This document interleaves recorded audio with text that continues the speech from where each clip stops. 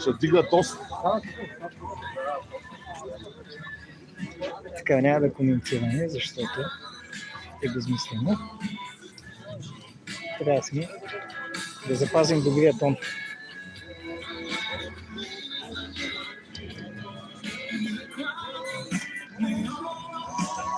Приятели, много добре знаете повода, поради който сме тук на този площад в това прекрасно питно поле по облечение, наречено Гурково. Такива в България са почти всичките, но тъй като 36 години държавата е дебаркирала от задълженията си да се изпълнява за това, за което е призвана. Тя е дебаркирала от основната си функция. Затова ние в качеството си на суверен по Конституция 31 алинея 2 взимаме нещата в свои ръце. Защо? Защото 36 години мудрите превзеха държавата. Повтарям, мудрите превзеха държавата.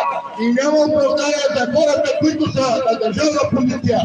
От 1989 година до ден включително за тях няма оправдание да допуснат ситуация като тази, която е тук в Гурково.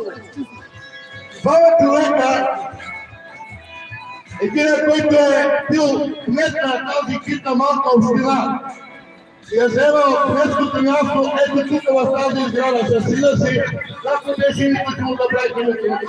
Мариан Тонев и Георги Тонев, сина му.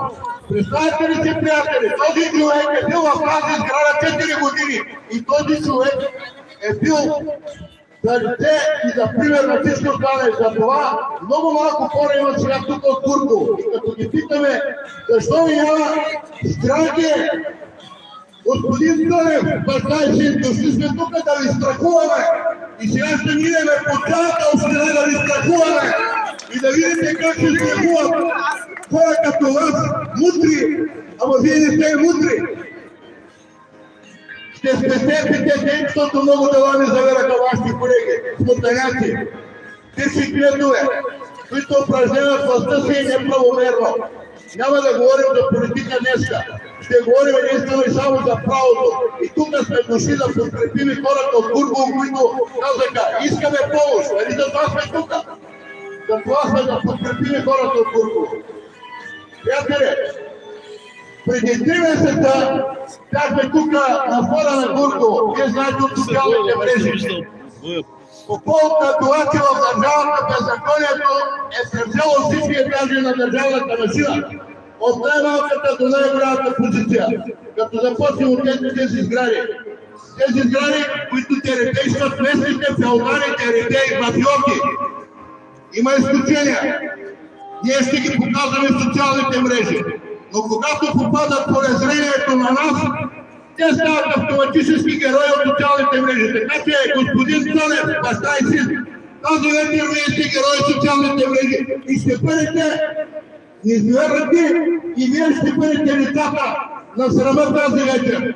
Много ви моля, изберете телефоните, тъй като тук на такива мероприятия трябва да има телевизии, канал 1, Пик нова, но ние знаем, че те също са машина мафиотите.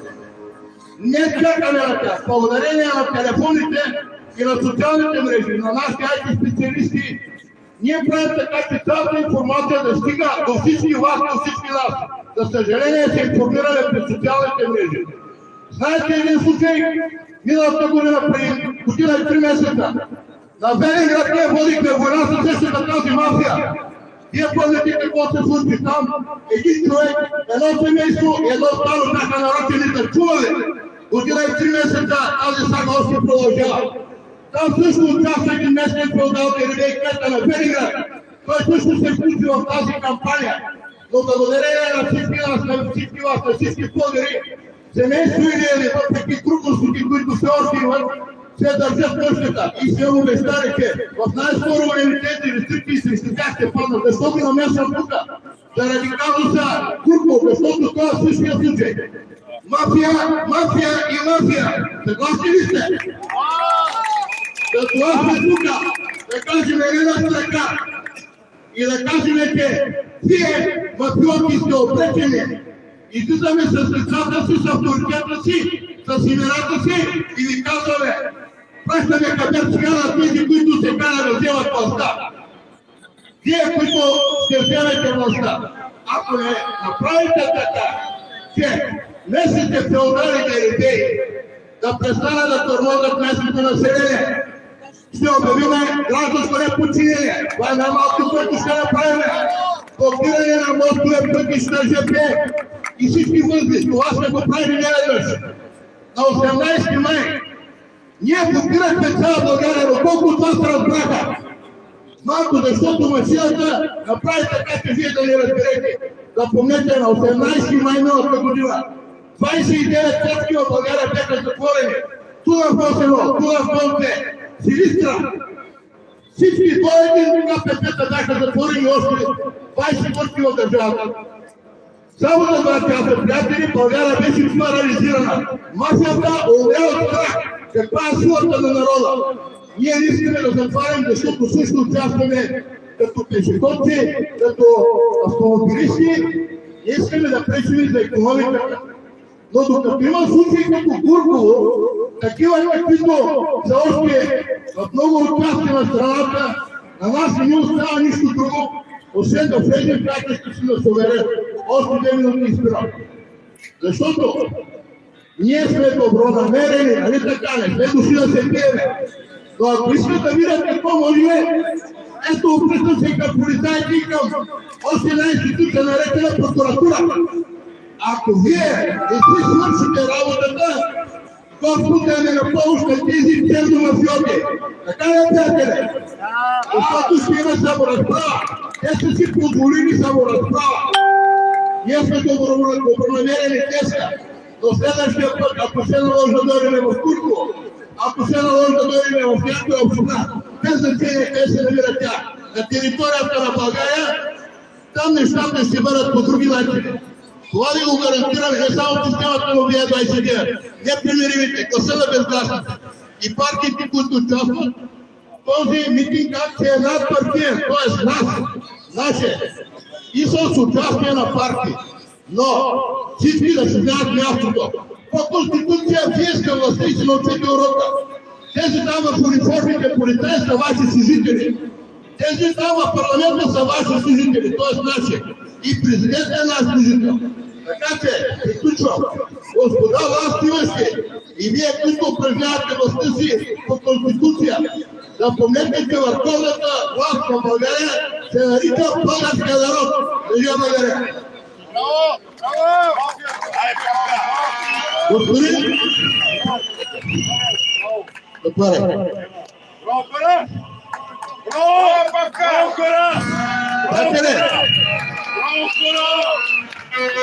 Този човек е разпознаваем, мой приятел.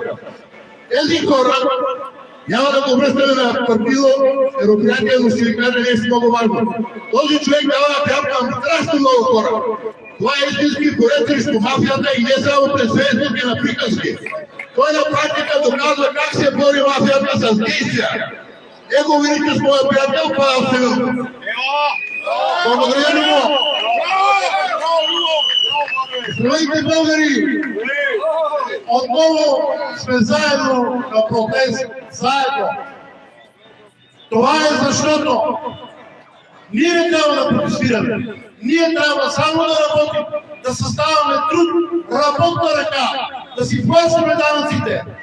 Но видяхме в дългите години такива, действително, мафиоти, които застанаха начало на държавата, на нашата мила родина, я изпомпват, крадат я и не остава нищо за народа. Даже все още се чудим как тази мила родина все още съществува. Явно имаме много богата родина, но те искат действително от рай да я превърнат в пустиня. Ще й позволим ли такова нещо, приятели? Няма. Затова всички заедно влизаме да се борим, защото е ясно, без да влезем в парламента, без да сме там, без да разкрием всички тези кражби, Трудно ще стане. Ето, той знае, колко пъти сме били на протести заедно. И с други организации. На акции. На много места. И навсякъде виждаме едни и същи дерибеи, които изкупват държавните поръчки. Тези хора гарантираме ви, че 80% от тях ще влезат в затвора. Защото няма да има приемственост. Това няма да се случи. И ние няма да позволим приемственост за който и да е. Ще искаме пълна ревизия на държавата. Никакво приемане на властта. Без ревизия. Без ревизия на МВР, където изкупват държавните средства. Без ревизия на автомагистрали АД. Без ревизия на РНБ. С ревизия задължително ще бъде и ВиК холдинга, където доказахме, че гражданите са 80%, но те нарочно искат ние да тръгнем в невежество.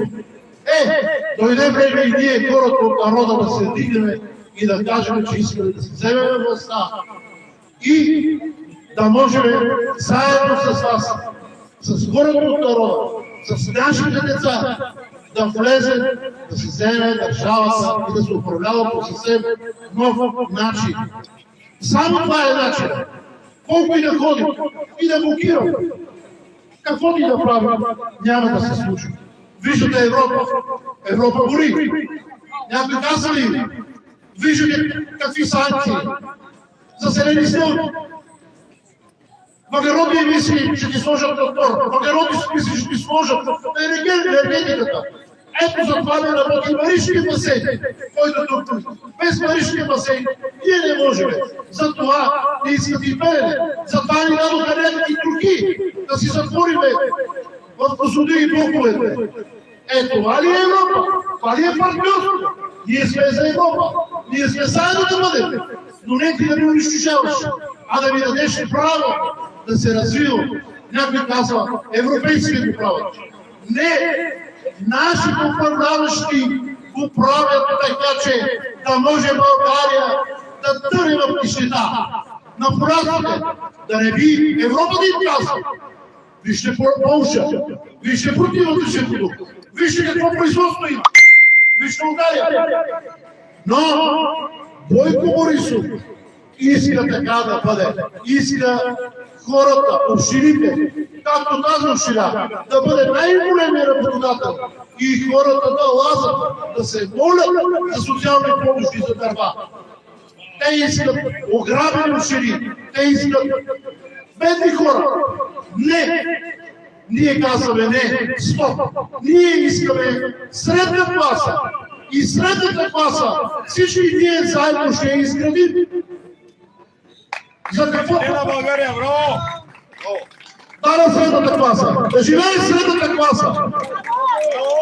Да живеят хората от народа, децата, които действително ще трябва да ги обучим да влезат, действително да се борят за това, защото нормалните деца нямат шанс да влезат нито в политика, нито в държавно учреждение, нито в общински учреждение.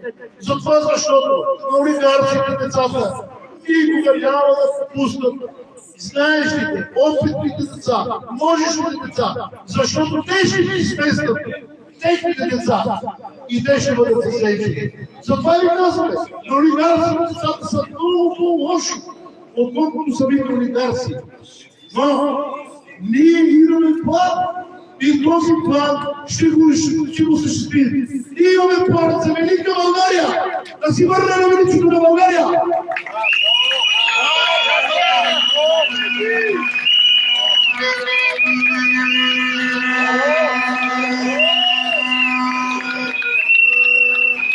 Някой каза, пак ще управлявате, като всички до сега. Нямаме доверие.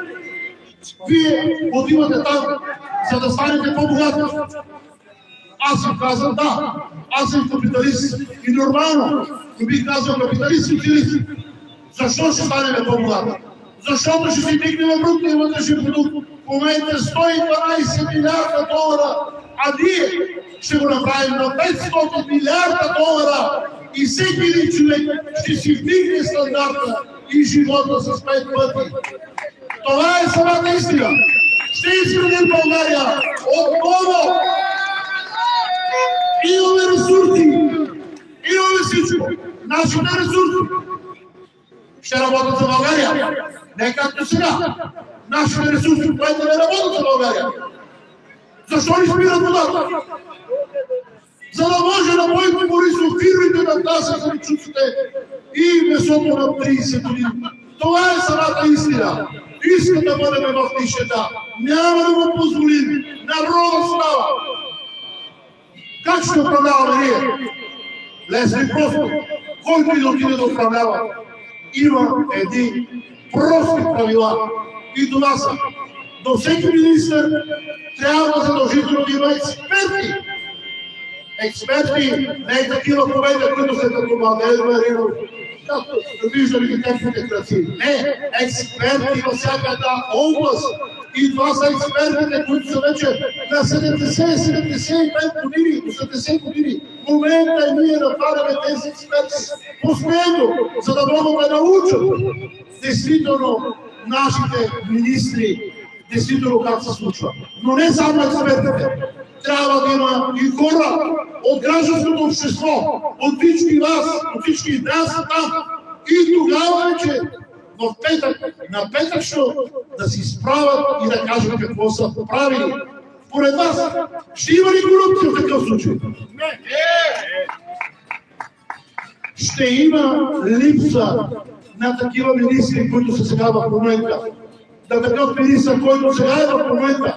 Ако му предложиш такова управление, той ще каже, аз съм тук за пари. Защото на всеки един депутат на ГЕРБ и на новото начало, той харчи минимум 2-3 милиона. И после той трябва да си ги върне. А той не си ги връща така. Той трябва да върне минимум петорно. И за това са тези дерибеи. Откъде има корупцията? Бойко Борисов и Пеевски отгоре спускат и знаят по региони, къде какви депутати трябва да получат. Дават им поръчките, депутатите дават поръчките на кметове, общинските кметове с техните фирми започват да работят. И знаете ли, за да се захрани тази система, колко процента е кразно от всеки инфраструктурен проект? 80%! Представяте ли си? Само 20%. Ето, ако видите някъде асфалт, ето тези плъчки, знаете, че тук са вложени само 20%. И ние ще го докажем. И тези хора ще влезат в затвора, както Румъния. Ето румънците. Защо румънците са по-добре? Защото поне 70% от кметовете са затвора. Министри в затвора. Президента има заведено дело. Така се прави. Не сега ще вземе някой властта и ще бъде изправен. Няма да получим, ще бъдем непримирими. Дай може да управляваме. Но ако не управляваме, ако се случи така, следващото правителство да избере Бойко Борисов и Пеевски, ще бъдем в София на площадите с трактори, с камиони, с всички заедно.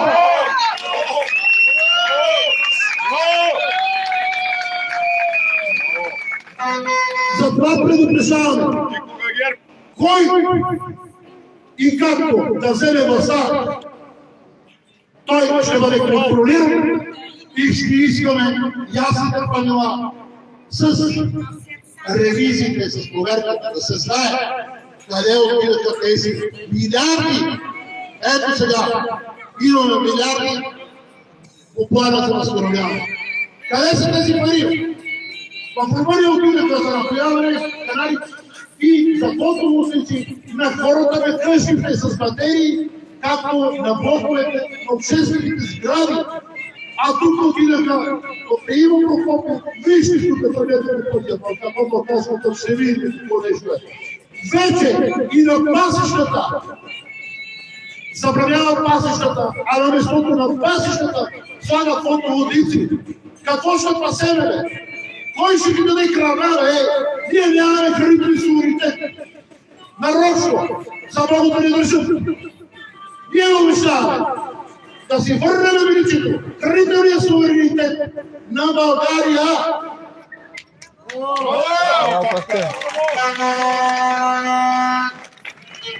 Заедно сме тук на този протест, но имаме хора, които са в парламента, 10 човека, които устояха.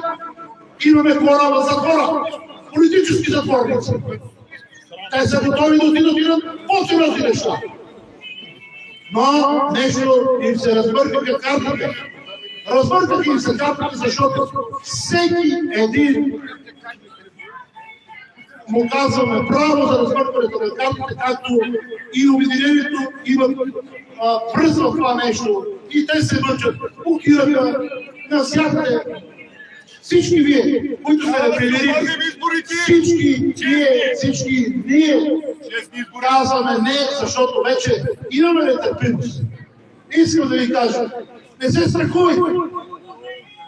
Защо се страхувате повече? Да не ви по време на Балканската война, нашите предци, да не ви да се страхуват. Оставиха жени, млади, хубави, деца, невръстни. И бяха на дойрата, бяха на Кайракчева, на връх Кожът. И там им останаха костите. И сега ние да седим на дивана и да си знаем, и да викаме друг ще свърши работа. Няма никой друг да свърши работа. Ние трябва да свършим работа. Българи! Да живее България! Да живее майка България! Няма парламент за никакви пари. Корупцията, това е единственият проблем. И заедно с корупцията искат да обезлюдят районите и след това ще има много население. Това иска да направят те. Готови ли са да ги спрем тези? Искам тук да приветствам бъдещия министър-председател на България, истинският човек, който знае как да ги кара в реда. Човека, бореца, това е Ивелин Михайлов. Ивелин Михайлов, той е човека, който ще се пребори действително с тази мафия. Всички трябва да имаме човек, който да бъде избран, който трябва да се борим с мафията. Не можем всички да отидем в парламента и не можем всички да кажем, че се борим. Затова избираме него, той да бъде там и всеки ден да дава отчет. Какво се случва? Виждате до момента работата, която прави всеки ден. Той дава отчет какво става навсякъде, не само в парламента, абсолютно навсякъде. Такъв човек сме търсили дълги години. Ето, сега го намерихме и му даваме задачата. Смачки корупцията. Издигни България. Дай величието. Ние ви обещаваме 15 милиона декара поливни площи, както преди. Плодове зеленчуци. Животновъдство. Обещаваме го това. Всички ви го обещаваме. Може да стане. 2 милиона българи имаме навън, които пращат пари в България. И благодарение на тези българи, които са навън, България все още живее. 500 хиляди момчета и момичета имаме, които работят онлайн в България. Благодарение на тези деца, защото сме умна нация. Имаме 500 хиляди дечички, които работят за чужда компания, но те милеят да работят за България. Те ще дадат всичко от тях, само за да може България да се развива. Така че, има някой каза, нямате потенциал в България. Не, напротив, имаме 2 милиона и половина в резерв, които седят да се включат. Но трябва да има условия. Тези условия ние трябва да ги подсигурим. Никой друг не може да ги подсигури. И това сме ние, които трябва да скочим заедно. Хората, които са в чужбина, Видяхте сега 20 секции. Всичкото това нещо, знаете, че е заради величие. Затова, защото знае, че за величие гласуват в чужбина много. Ето видяхте ги патерицата Възраждане. Отиват и какво правят? Затова не се връзвайте. Не се връзвайте на такива вече стари, изтъркани, ама много изтъркани номера. Гледайте си България, гледайте хората, които работят, хората, които са на терен. Ето го, вижте ги хората. Заедно бехме, заедно спасихме овцете на Байрибак. И какво се случи? Ние ги спасихме. Доказахме, че са здрави, раждат. И какво се случи? Политиката започнаха да си играят, да си лавират. Това Възраждане, това ще дойде Пеевски, ще оправи нещата, а другия ще оправи нещата. Ама не, ние не искаме нищо. Управете хората. Управете просто хората. Дайте, вземете си вие каквото искате, дивиденти, но тези хора трябва да могат да работят. Затова ние казваме, никога няма да оставим нито един човек в беда и не сме го оставали. Всички за един за всички. Това е мотото. Никакво отстъпване от тук нататък. На богаташите ще им кажа, на бизнесмените, които в момента се крият. И всички бизнесмени в момента сега отиват уж в по-силния. Ще се излъжете. При нас не идва никой. Вие сте. И ние разчитаме само на вас. На никой друг да разчитаме. Ето, обадиха ни се от еди кога си там с казината. И казаха, ние сме също казината. Утрешния ден ще имате проблеми. Ние сме също заложени къщи. Ние сме също мафиотите.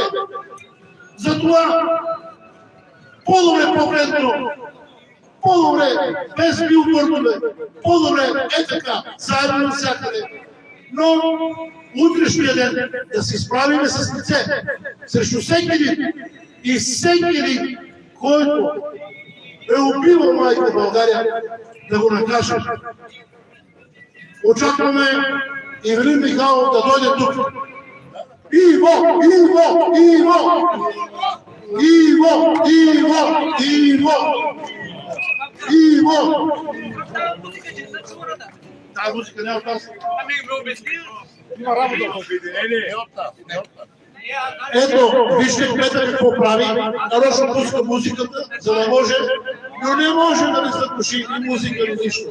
Ние можем да дойдем да се срещаме, с всеки един се срещаме и на всеки един обясняваме. Но кмета му казваме,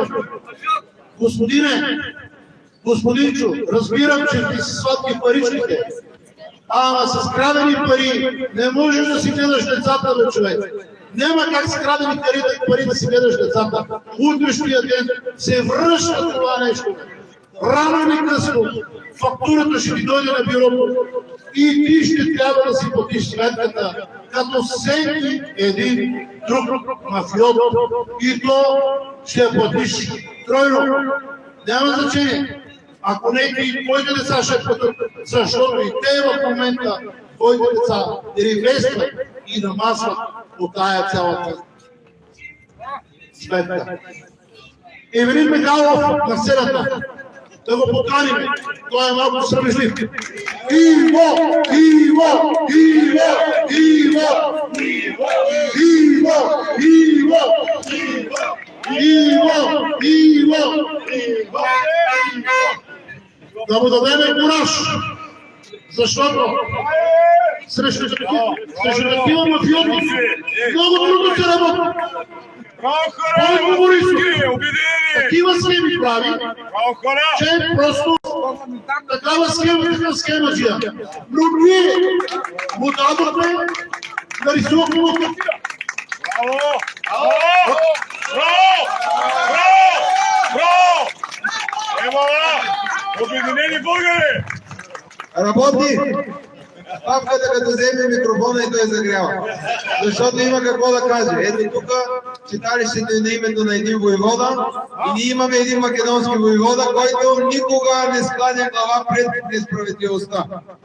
Днес виждаме, че трябва да съберем толкова много хора и толкова много полицаи, за да протестираме срещу нещо, което би трябвало да се свърши от раз.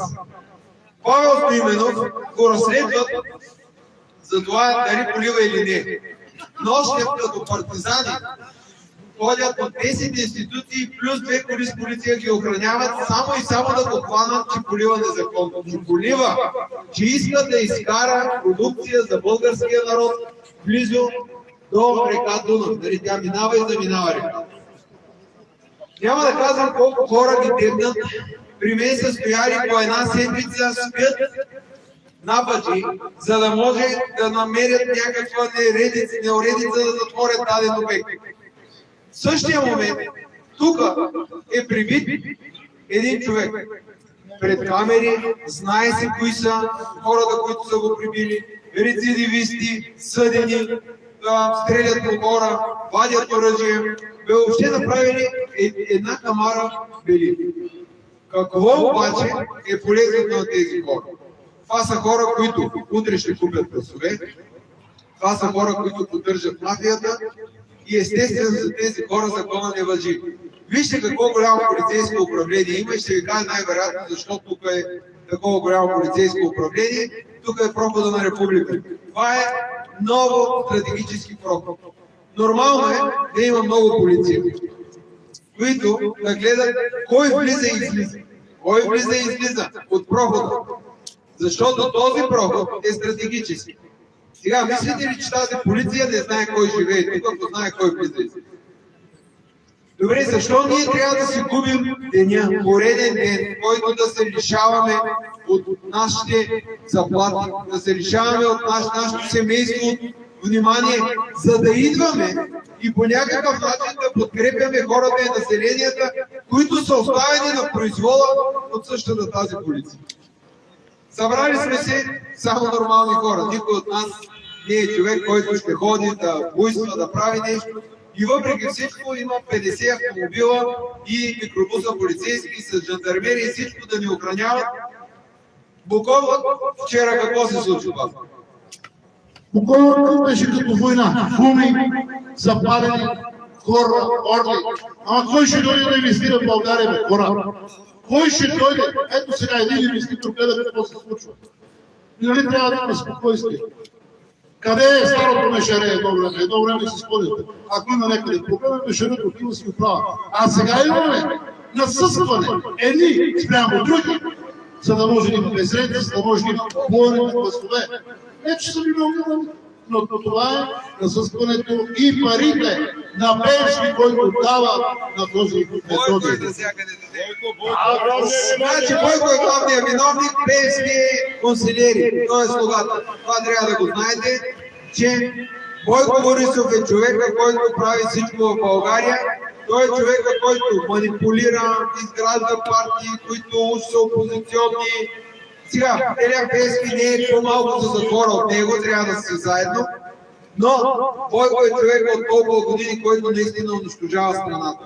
И сега, при мен намериха снимки от Airsoft, някъде в България някой си играл и ги сложиха във всички национални медии, че имам частна армия. От Airsoft. Вчера Методи от Буковлък извади средновековна армия с колове, брадви, мачетета. В интервю, в публикуване във Фейсбук си каза колко убийства са направили, колко хора са гръмнали в главата, кои са били публични признания във Фейсбук. Къде според вас е Буковлък? Къде е Методи? Аз ще ви кажа, Методи, той дори не е вкъщи, той е някъде на скъп ресторант. Това е човек, който е с много големи финансови възможности. Той създава проблеми на ромите и после казва, ние ви ги решаваме. Как ги решаваш, като ти ги създаваш? Той е добър ученик на Бойко Борисов и Делян Пеевски. Те гледат почти да ни умъртвят, примерно както Плевен без вода, и накрая ще кажат, да бе, трябва 1 милиард. Защото ние показахме с махната за 10 милиона как може да има вода. вече плевенчани, когато се молят за капка вода, ще кажат, бе, 1 милиард сме съгласни, само да има вода. Това е нещо, което го правят навсякъде, виждате. Сега тук хората трябва в един момент да се молят, за да може не да вкарат престъпниците в затвора, а да им кажат, не ги бийте много, само ги загрявайте за това. Това е нещото, което искат тези хора от нас, да загубим човешкия си вид, човешкото си достоинство, гражданските си права и гражданската си позиция. Това е нещо, което е най-престъпно в България, да имат гражданска позиция. И искат в един момент да сме примирени и какво да ни кажат, това да е, които искат да се заминават, другите ще остават. Това е. Между другото, днес гледах част от един филм, американски, за Силвестър Сталон сериал, и познаеш какво правят измама в Съединените щати с ветрогенератори. Аз ще се гледа явно този филм, оттам до това идеята да правят измами с ветрогенератори. Тук искат единствено да остане място, където да слагат солари, ветрогенератори, хора не им трябва. Хора, които са индустриалци, както местни индустриали, които освен завод тук, има още два, в Германия и в Италия. Защото Бойко няма в Германия и в Италия нещо, което да произвежда. Той само има да складира.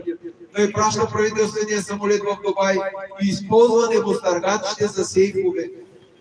Небостъргачите, смятайте колко пари от България, и казва, даже вижте, при Карбовски каза, еврото беше фалшиво, но не каза, че кюлчета са фалшиви. Значи кюлчета да се признаят, които са в чепеджето, еврото било фалшиво. Тези хора всеки ден си правят самопризнание. Това, което ми е чудно, защо репортерите в България, защо големите интелектуалци, защо анализаторите, политолозите, защо не ги виждат тези неща, които са навсякъде? Те са толкова нагли, толкова брутални. Сега няма BTV и Нова да дойдат и да отразят какво се случва тук, защото това, което се случва тук е престъпление. Сега ще отида някъде, ще ритна едно куче, ще го взема да е моето куче, да не кажа, че някой друг си. На шега ще го направим, обаче някой ще ме снима, ще ме арестуват.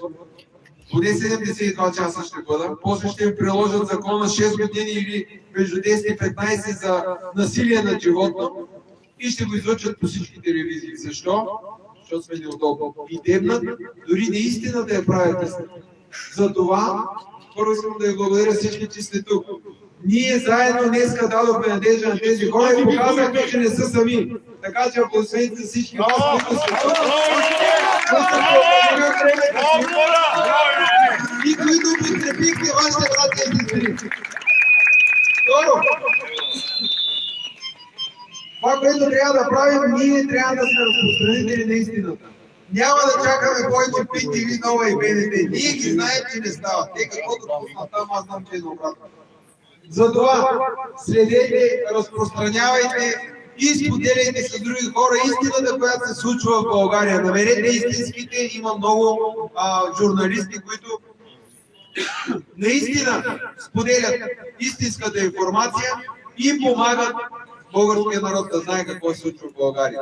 Така че, държим се заедно, непримирими сме, помагаме на нашите братия, разпространяваме информацията и стъпка по стъпка си организираме гражданско общество, което ще бъде контрола на държавата. Ако някой казва как да контролираме държавата, само с гражданско общество. Така че създаваме го и от тук нататък вече сме започнали. За една година имаме огромен напредък. Мога да ви кажа, че в цяла България положението относно такива мутри се е подобрило на 100%. На 100%. Да, далеко е от там, където трябва да бъде, но район по район ще го освободим. Както войводите, както името на войвода, което го пише на това читалище, така ние един по една ще освободим всички български общини. И днес дойде ред на Гурково. Благодаря на всички. Браво! Браво! Браво всички! Единена България! Браво! Сега не примиримите. Сега аз искам да задам, свалям си шапка пред това общество, те са се събрали тук и ви благодаря всички, че сте тук. Искам да задам един въпрос на господин Илин Михайлов. От трибуната на Народното събрание, понеже малко хора съдят по обясними причини, беше изкарал една информация за Бойко Методиев Борисов, че е бил осъден в Съединените американски щати в Федерален съд от частна фирма за 100 милиона евро. Изпълнителната власт е била осъдена, както е бил премиер. Какви ще бъдат последствията за този човек и защо вече още сега не съм взети мерки спрямо този човек да бъде арестуван? Тези пари предполагам, че няма да бъдат от бюджета на полицията, а ще бъдат взети от нас работещите хора в тази държава. Ние трябва да спрем да плащаме чуждите банкети. Спираме да плащаме чужди пакети, вече парите на работещите ще бъдат за самите работещите. Благодаря. Браво, Иво! Браво, Иво! Браво, Русе! Няма да спрем да плащаме чуждите пакети, а направо ще се направи ревизия и ще бъдат арестувани. Това е самата истина и това искаме. И народът това иска. Да направим едно кратко видеообращение към Бойко Борисов и Делян Пеевски. Тук как се казваха тези дерибеи? Цанови ли бяха? Цониви. Деляни, Георги, Цониви. Заедно и сега само ще кажем. И сега казвам нещо, какво всички заедно ще кажем. Бойко и Пеевски, ние ще ви спрем. Само секунда. Браво! Намираме се в Гурково. Виждате какво голямо полицейско управление на центъра, където фамилия Цоневи мачка населението от много години. Всички сме събрали възмутени от поредния побой върху един български гражданин, който е свидетел срещу тях, и нулевата реакция на полицията. Това се получава само защото Бойко Борисов и Делян Пеевски пазят своите мафиотски чада. Вижте колко много хора сме и ние какво казваме, Бойко? Бойко и Пеевски ще ви спрем! Ура! Ура!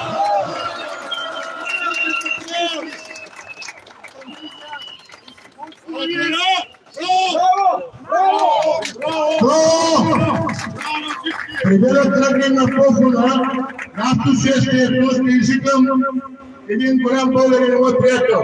Антон, господин приятел.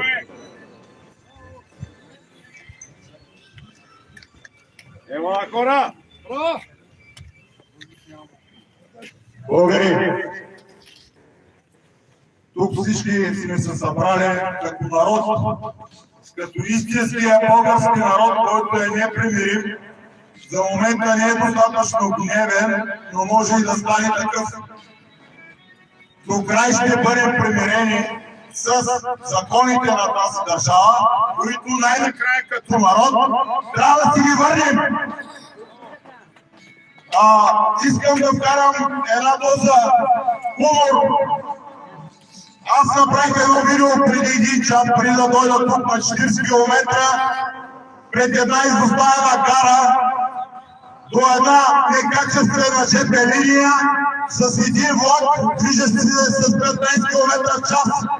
Опитах се да го спора на стоп и той спря, защото гарата беше необитаема, разграбена, без дограма. Исках да си купя билет на лайф и да хвана влака от гарата. Много пъти господин Илин Михайлов е казвал, че без транспорт в една държава няма туризъм, няма бъдеще, няма икономика. Тук всички ние знаем, че ни предстои много труд, за да си върнем държавата. Поне това, което имахме, ние толкова години загубихме 36 години управление от едни родоизменици, които разделяха народа, умишлено, на етноси, на религии. Нарочно направиха и тоя сблъсък между ромски клонове в Плевенско. Нарочно правят такива неща. Българският народ трябва да бъде обединен като юмрук, без значение от партии, от етноси, от религии, като юмрук и да защитава правата си.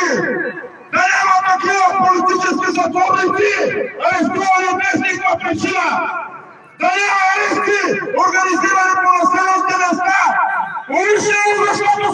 подобен. Да няма повече прибити хора, които казват истината по общините. Просто всички заедно трябва да показваме единство, обединение, непримиримост. И като народ да влезе всички в парламента, като народ. Техниката е достатъчно напреднала. Светило, разпознаване, всеки може да си каже гласа. Наистина има нужда от водачи, които знаят законите, но народа трябва да се изслушва с референдуми. Това е бъдещето. Една Швейцария, ако не беше правилно, до сега трябваше да бъде най-богатна държава и всеки да си държи парите там, техните банки. Българския народ е интелигентен, могъщ и величествен.